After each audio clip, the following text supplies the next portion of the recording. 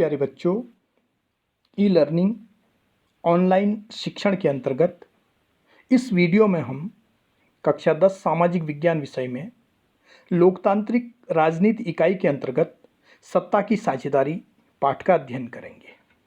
आइए सत्ता की साझेदारी को समझने से पूर्व हम यह समझने का प्रयास करते हैं कि साझेदारी क्या है, अर्थात साझेदारी का क्या आशय है।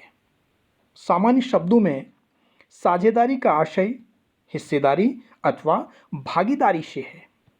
अंग्रेजी में इसे हम शेयरिंग कहते हैं। शेयरिंग का उदाहरण हम अपने विद्यालय में तब देखते हैं जब एक बच्चा अपना टिफिन अन्य बच्चों के साथ शेयर कर रहा होता है। कला की कक्षा में बच्चे इरेजर तथा शार्पनर को शेयर करते हुए देखे जा सकते हैं। इस प्रकार के कई उदाहरण हम अपने रोजमर्रा के जीवन में देखते हैं। अतः जब हम पावर शेयरिंग अर्थात सत्ता की साझेदारी की बात करते हैं तो इसका सीधा सा आशय है किसी भी शासन व्यवस्था में हर सामाजिक समूह और समुदाय की सरकार में भागीदारी। सत्ता की साझेदारी क्या है? जब किसी शासन व्यवस्था में हर सामाजिक समूह और समुदाय की भागीदारी सरकार में होती है, इसे सत्ता की साझेदारी कहते हैं। लोकतंत्र का मूल मंत्र है सत्ता की साझेदारी।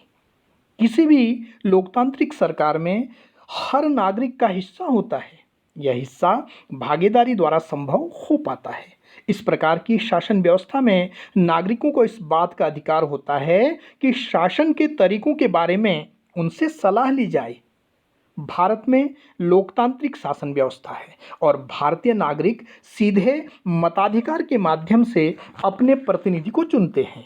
लोगों के द्वारा चुने हुए प्रतिनिधि सरकार का निर्माण करते हैं। किसी भी लोकतंत्र में हर प्रकार की राजनीतिक शक्ति का स्रोत प्रजा होती है।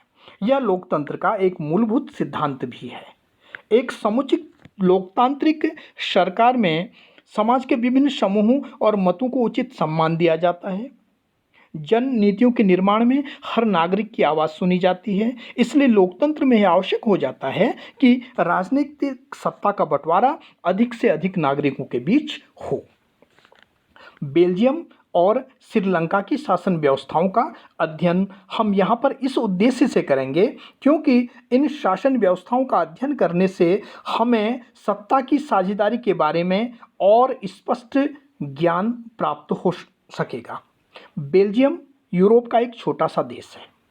क्षेत्रफल में हमारे हरियाणा राज्य से भी छोटा। इसकी सीमाएं फ्रांस, नीदरलैंड, जर्मनी और लक्जमबर्ग से लगती हैं। इसकी आबादी लगभग 1,15,00,000 है, यानी हमारे हरियाणा राज्य की आबादी के आधे से भी कम।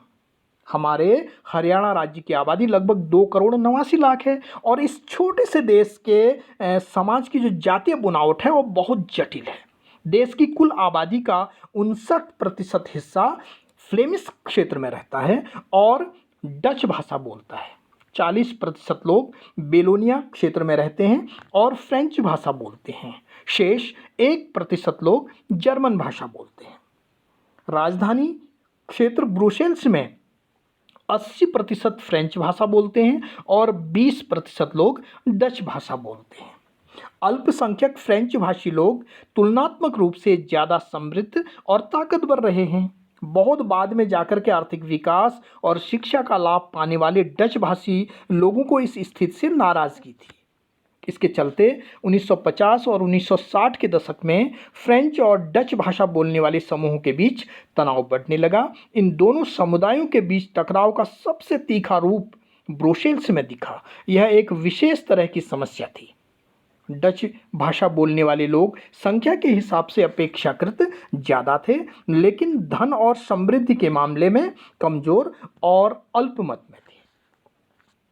आपके समक्ष यह बेल्जियम का मानचित्र है। इस मानचित्र में स्पष्ट रूप से देखा जा सकता है कि जो पीले रंग वाला क्षेत्र है वह फ्लेमिश क्षेत्र है और जो लाल रंग वाला क्षेत्र है यह बेलोन क्षेत्र है। इस प्रकार से दो भागों में यह संपूर्ण राष्ट्र बटा हुआ है, फ्लेमिश क्षेत्र और बेलोन क्षेत्र।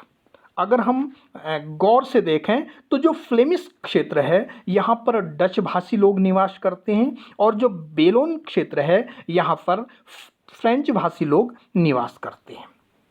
और बेलोन क्षेत्र के पूर्व में यदि आप नीले रंग के इस क्षेत्र को देख पा रहे हों तो यह क्षेत्र है जर्मन भाषी क्षेत्र, अर्थात इस क्षेत्र में संपूर्ण आबादी के 1% लोग यहाँ पर जर्मन भाषी लोग निवास करते हैं। यह ब्रुसेल्स जो राष्ट्रीय राजधानी क्षेत्र है, यहाँ पर जो फ्रेंच भाषियों की संख्या है वह 80% है और डच भाषी लोग यहाँ पर मात्र 20% निवास करते हैं। इस प्रकार से यह जो बेल्जियम का मानचित्र है, इस मानचित्र के आधार पर हम कह सकते हैं कि बेल्जियम को हम 2 क्षेत्रों में विभाजित कर सकते हैं, फ्लेमिश क्षेत्र और बेलोन क्षेत्र। यहाँ पर हम देख सकते हैं बेल्जियम के समाज की जातीय बुनावट। अगर हम बेल्जियम के समाज की जातीय बुनावट को देखेंगे तो हम पाएंगे कि यहाँ पर इसके 2 आधार हैं, अर्थात क्षेत्रीय आधार और दूसरा भाषाई आधार। बेल्जियम का जो समाज है वह 2 आधारों पर बटा हुआ है।